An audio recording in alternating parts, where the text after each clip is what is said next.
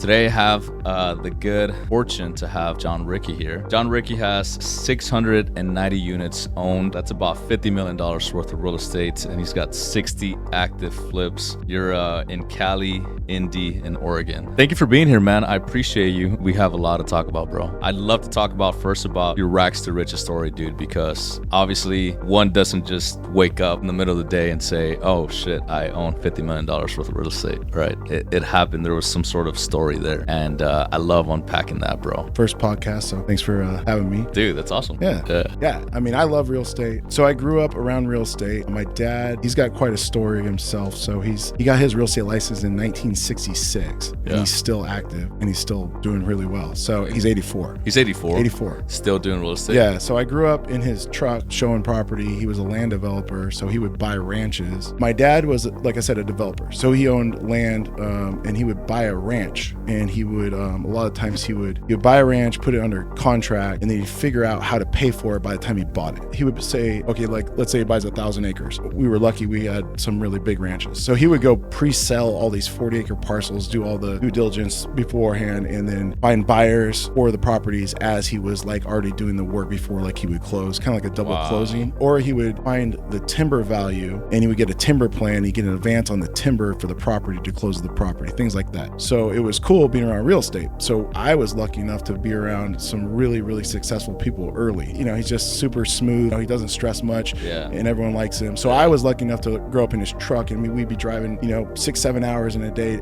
away to go show a ranch in the middle of BFE. Yeah. So that was just really fun. So I was always around real estate.